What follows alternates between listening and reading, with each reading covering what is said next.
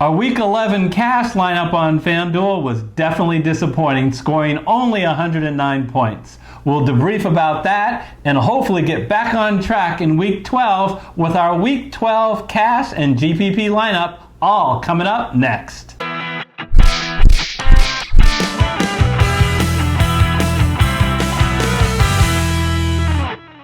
Hello everyone, I'm Eric Lee. And I'm Michael Wiley, filling in for Gary Kurtzman. Thank you, Michael, so much for joining us. And I cannot wait to get to talk about our Week 12 lineup. I'm really excited about it. But I have to talk about Week 11 first. First off, I was literally $100 away from cashing. You might go, what are you talking about? Well, I was trying multiple times to fit in John Brown, who was $5,000, I believe, $900 on FanDuel, which is such a good price. And I settled on Mohamed Sanu. And what happened with Mohamed Sanu? He tweaks his ankle early in the matchup, Michael, and he's basically used as a decoy the rest of the game. He has just an awful game, just 2 catches. Yeah, no, I think Tom Brady's also looking a little bit less than sharp right now, so unfortunately that came at a bad time. But I got to kind of pick on you for this woulda, coulda, shoulda thing. I think everybody's always said that since the beginning of time, so yes. I'm not giving you a pass on that. I appreciate it. Hold me to my feet to the fire. Yeah. Bring it on. What else you got to say about my bad FanDuel lineup for Week 11? I mean, there was just a couple of things that happened. I think misfortune. Auden Tate, I think he had a little bit of a neck injury in that Raider game. He was getting his targets throughout the game, but they kept the ball on the ground. They kind of went with the mix-in game to try and, minimize the score. So that was a bit of a bummer. There are 2 guys I blame this loss on. If I put the whole thing on these 2 guys, because I met with them, and their names are O.J. Howard and Tevin Coleman, and this is what I told them. You 2 clowns, listen to me very, very carefully. You have no idea what you're doing. Actually, it's not O.J. I say it's not O.J. Howard's fault. It's the coach's fault. Okay, early in the game, he tips a pass, and it goes for an interception. Yeah. And he gets benched. He doesn't play. I'm watching. He's not in this series. He's not in this series. He's not in that series. And what does Cameron Brate do? Yeah, he only catches 10 passes for 14 targets. I mean, if you would have told me that, those were O.J. Howard's targets. All right, anyway, frustrating. Get over it. Get over it, Eric. But equally frustrating is I readjusted my lineup to make sure I got Tevin Coleman in when Matt Breida was ruled out. I thought, wow, Tevin Coleman's got the backfield all to himself. He's at home. They're huge favorites over a suspect Arizona defense. What happened? Well, so I think Tevin Coleman teased us a little bit with those few good weeks early in the season. If you think about it, coming from Atlanta last year, he really wasn't necessarily the main guy there either. We saw last week, at the end of the game against Seattle, they went with Mostert at the end of the game, right? Yeah. And so a lot of frustrated fans the week before, fantasy fans the week before as well. So I think Tevin Coleman has, I think he had 12 rushes. He only got 14 yards on the ground, so they stopped him there. He did get a few targets, but he didn't hit the end zone. And Dwelly hit it twice. Frustrating for fantasy fans. All right, before we talk about Week 12, just want to remind you to please smash that like button if you can get in the habit of doing that. Michael, we had almost 5,000 views in our last video, and we still didn't hit the 200 like barrier. Come on, guys. It just takes a half a second. Yep. Tell your friends, please. And if you're a new viewer and haven't yet, please consider subscribing. Make sure if you subscribe and hit the bell icon, you can be notified of all future videos, and it really helps our channel. I really appreciate it. It allows us to provide this content and this entertainment for free. All right, so without any further ado, let's go to the studio and reveal our Week 12 cash and GPP lineups. All right, Eric, so we're going to start with our cash lineup. And as always, we will go with running back. And the first person that's always at the topic of conversation is Christian McCaffrey. C-Mac, there he is. And he's still at the same price at $10,500. And we have started Christian McCaffrey for the last 4 weeks. Here's the thing. I don't like his matchup as much as I did before. Now, I do know Christian McCaffrey is matchup proof because he's so good in the passing game. Yep. But I don't see it as a complete smash play. I did put Christian McCaffrey in the lineup, and I wasn't as happy with that lineup. It's just too expensive. It's just too expensive given the other priorities that we have. Yep. So we're going to have to look elsewhere, but we won't have to look far. All we have to do is look on the other side of the field where Alvin Kamara is. So, Michael, take a look at Alvin Kamara and what he's done. So he's like a little mini McCaffrey here, getting very involved in the passing game. Now, if you look at that Atlanta game, that was really bad for him because the game script got out of control. Yeah. And you see, he didn't do much in the running game. Of course, he shares the running duties with Latavius Murray. But we're not worried about Murray because he always is getting his in the passing game. And last 2 weeks, he's double digits in targets, and he usually catches his targets. Yeah, and look where he was early in the season when he was completely healthy against some of the weaker teams in the league. He really was able to go off. It's time for him to do that again. And boy, I love the matchup. Carolina does a very poor job against running backs, so I think both Alvin Kamara and Latavius Murray should do well on the ground. I think it's a huge smash in the air for Alvin Kamara. If you think about the Saint offense, who can they throw to? Of course, Michael Thomas. But after that, it's Alvin Kamara. Yeah, and when Breeze finds him, they do better. Yeah, and after that, there's a huge drop, whether you're talking about Jared Cook or Ted Ginn Jr. or Traquan Smith. It's truly Alvin Kamara is a very close second to Michael Thomas. Yeah, it's time for Kamara to get back to his pre-draft form where everybody had him. Actually, a lot of people put him before C-Mac early in their fantasy drafts. So I think this is a great spot for him. And you got to like the $2,200 savings that we're going to have here, right? So yeah, we can really use that. Big money. And we're going to use it right now. Okay. And spend up for our other running back. Derrick Henry at 8,400 is just absurd. So, but doesn't get the pass. But we're going to pick another guy who also doesn't get the passes in Nick Chubb. But I like Nick Chubb's game script so much more than Derrick Henry's. At home, almost a 10-point favorite over the terrible Miami Dolphins. Let's see what Nick Chubb has done. Now, since Kareem Hunt has come back, Kareem Hunt has not eaten into Nick Chubb's carries at all. No. Look at the last 5 weeks. He has gotten at least 20 carries in every game. And look at some of those defenses he's gone against. New England, Denver, Buffalo.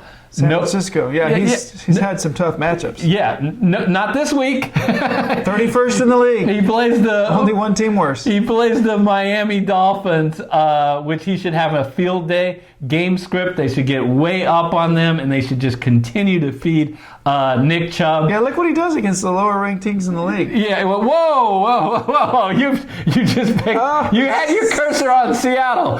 The 8. You like that team? The 8-2 Seattle Seahawks. But they don't do great against running backs, so we'll admit to that. So we'll dial up Nick Chubb and not be concerned that he's not heavily involved in the passing game because of this week's game script. All right, we got to go to wide receivers, and boy, would I love to pick Julio Jones here, Michael. But something about spending $16,500 on the 2 starting running backs, I can't afford Julio Jones. But I can get the next best thing, literally his running mate, Calvin Ridley at a substantial discount, Michael, at $6,700. Ridley really benefits from the fact that Austin Hooper is not playing. Now, as we are filming, I do not expect Austin Hooper to play. When he went out, they said he's going to be out for a month. 4 weeks, yeah. Yeah. Now, there are rumors that he might start trying to practice by the end of this week. If he does, and if somehow he says he's ready to play, they want to make a change. Yeah, we will make a change. But assuming that Austin Hooper doesn't play, we're going to get Calvin Ridley in the lineup. Just real quick, look what he did this last week against the Carolina Panthers. I think without Hooper. Yeah, I think this is a good pick. Well, I really like this. The two main targets of Matt Ryan, who's made a habit of throwing for at least 300 yards this year, is Ridley and Julio Jones. Yep. So good. That's what we're good value pick. We're gonna do. So we're gonna pair him, and we're gonna spend a little bit more money at $7,000 with Odell Beckham Jr. I can hear what you guys are saying. You're just overloading on Browns. Heck yeah, we are. They're playing the Miami Dolphins. That's right. So and one thing that Miami does really well, because it's not stop the run, it's not stop the pass, and it's certainly not stopping deep pass plays. And that's exactly something that Odell Beckham Jr. throughout his career really specializes in. Yeah, it's time for OBJ to get his due. I think that unfortunately Landry's been kind of stealing some of his touchdown targets. I think this is a good pick as well. Obviously Miami with Fitzpatrick having the defensive Fitzpatrick having moved over to the Steelers. I think that he's not going to have someone crowding him like he has in some of these other weeks. But it's been a little bit disappointing what we've seen out of OBJ so far this year. A lot of people picked him in the first round in their fantasy drafts. Yeah, but that's why we can get him at only $7,000 in a perfect matchup. So I think given that it's at that $7 price, it's a little tempting to look at Chark because of what he did last week with Foles under center. But really a lot of Chark's points last week were on that last drive of the day. All right, so we've got Odell Beckham Jr. in there, and from here we need to have a pause here and timestamp this video. We're in week 12 now. For the first time all year, we are actually going to pick an offensive player on the Miami Dolphins. This is amazing. Now we have. Are you drunk, Aaron? Yeah. we have done it in previous videos, but we've always thought better of it and slided that Dolphin out before our final lineup was in. But there's a bunch of things we like about Devontae Parker. One is he's only $6,000, which is a nice discount. But we like the fact in the last 5 games he has averaged 8.8 targets, been very consistently involved. From a game script perspective, we expect that the Browns will jump all over the Dolphins, so the Dolphins should be in the mode of passing. Yeah, he's been one of the best scorers on the Dolphins. Obviously now that Fitzpatrick's under center, I think that's helping him get his targets. He's by far the best receiver on that team. I call this a little bit of a bargain basement pick, but $6,000 for him, I think, is a bargain pick. Please don't use the word basement. Bargain. Okay. That sounds like bargain pick. They'll be throwing the ball. Parker's going to see a lot of benefit from that. And not only because they're behind, but because they can't run the ball. Kalen Ballage is just been awful, absolutely terrible, and specializing in the 1 or 2 yard gain.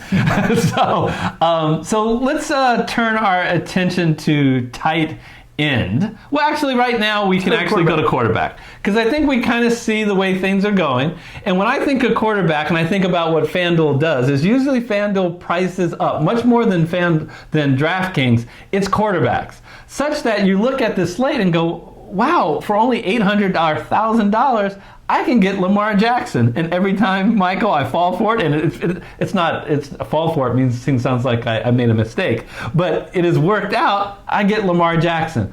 But why can't I do that this week? Because he's not in the main slate of games. No, he is not. He plays on Monday night. So no Lamar Jackson. And I look at Drew Brees and I say, no, thank you. No. One of the problems with Drew Brees is he just doesn't help you with his legs. And if I'm going to spend that much money, I want a guy that helps you with his legs. And my eyes are drawn to MVP Russell Wilson, says the Seattle fan. Okay, yeah, once again, we got to work with your sarcastic attitude. The words were just fine. The transcript, it looks really good. He says MVP Russell Wilson. Anyway, my problem with Russell Wilson here is Tyler Lockett is listed as questionable. I have no interest in Wilson if Tyler Lockett is not playing.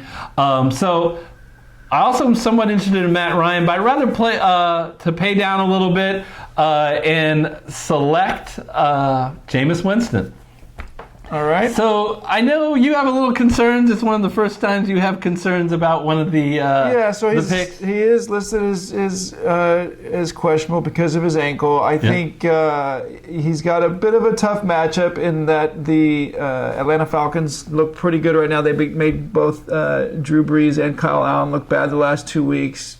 However, I mean, the guy's arm's about to fall off because he throws the ball so much. He's gonna get his throws. Yeah, I mean, the Falcons have been horrible for 8 weeks, and they've been sensational for the last 2 weeks. The truth is probably somewhere in the middle. They did make tangible changes with Dan Quinn stepping down as head coach. Not as head coach, but for defensive coordinator. And they're putting a lot more pressure on the quarterback. Now, the good news is the Bucs have had an opportunity to game plan against this and see the last 2 games. I'm not as concerned. You know who else is not concerned? The lines makers. You have to have exposure to this Atlanta Tampa Bay game. The over-under is 54. So I'm going to take advantage of that. All right. And if I look at this lineup, we really are taking advantage of not only really good matchups, but great implied totals. Alvin Kamara, 28. Nick Chubb, 27.5. Calvin Ridley, 28. Odell Beckham, 27.5. So we're picking guys from teams that are expected to score a lot of points, in most of them really good matchups. Okay. So really excited about this team, and it only gets better at tight end. The FanDuel computer's broke. How they let this guy only be 6,100 is beyond me. Zach Ertz comes in against my Seattle Seahawks, who do not do well against tight ends. And you get Zach Ertz, who has truly come alive. You can click on Zach Ertz, who's truly come alive the last couple of weeks. 22 targets over the last 2 weeks. Remember, Deshaun Jackson is gone for the year.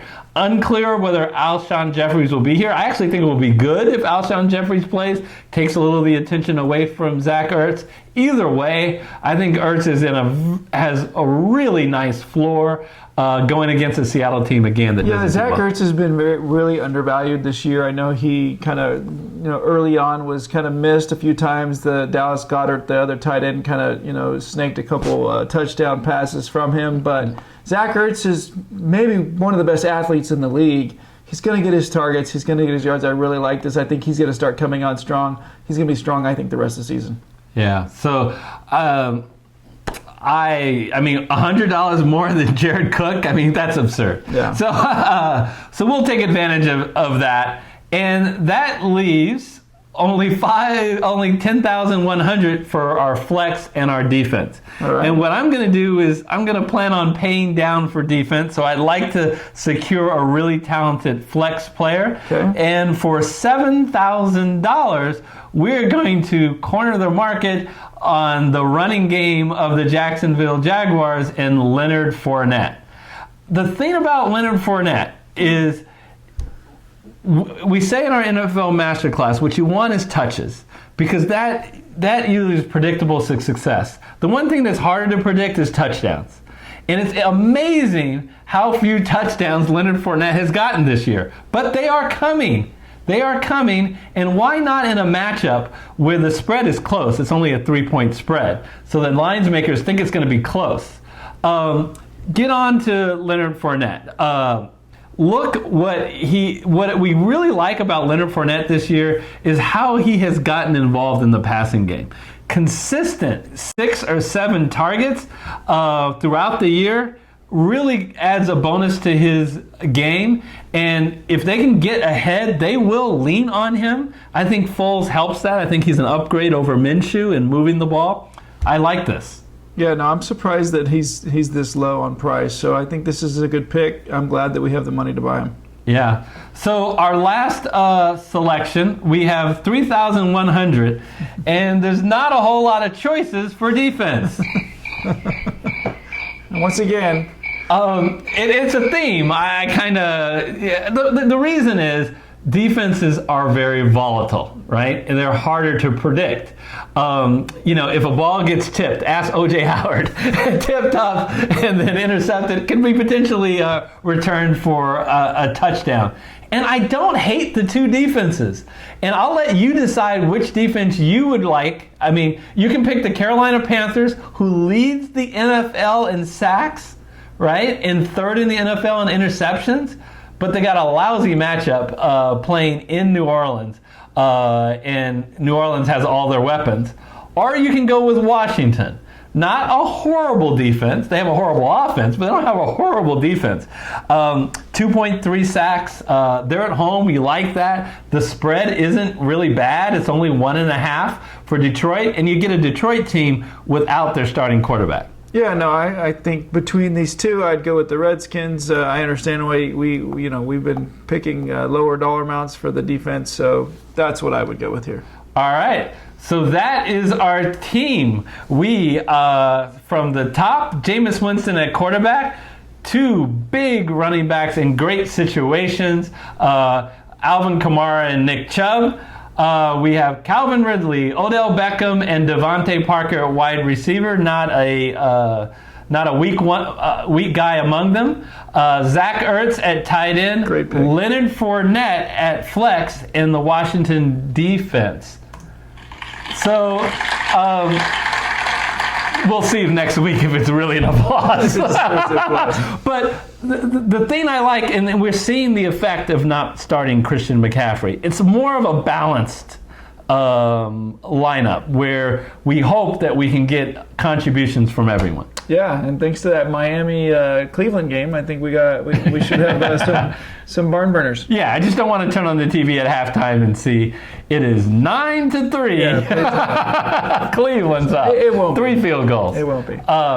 All right, so we're going to turn to our GPP lineup, Michael. All right, so you have, I can see a few Atlanta Falcons here. Talk to me a little bit about your quarterback and the two wide receivers you have. Yeah, of course in GPP you want to stack, but boy is this a perfect game to stack. Not only is Atlanta have a really high implied total, but how do you attack Tampa Bay, Michael?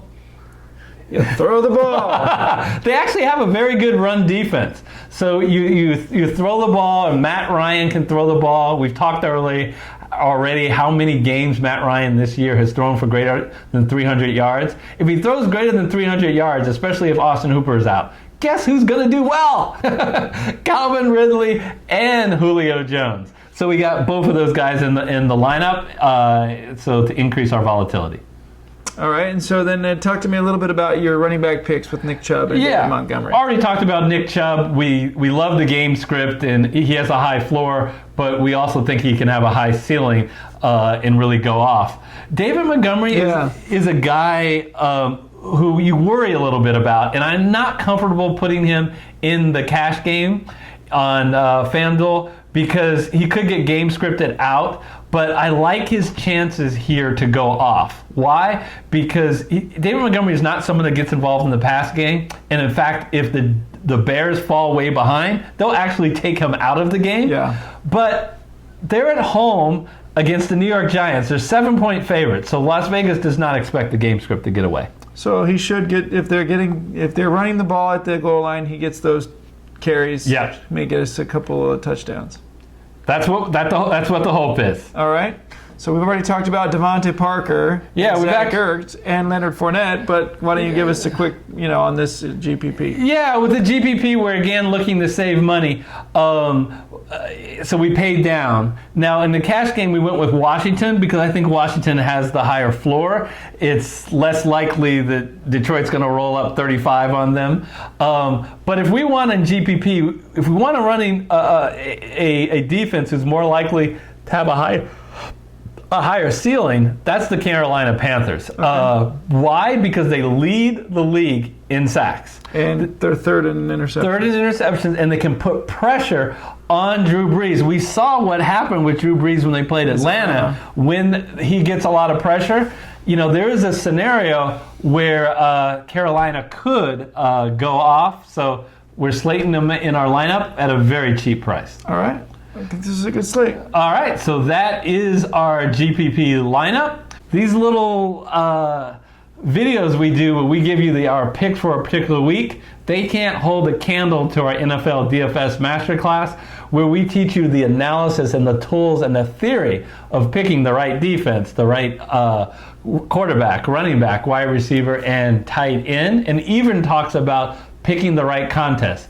All of the videos are 100% free on YouTube. Simply go to the link, which is on your screen now, and you should check them out. Well, until next week, we will see you then. See you later.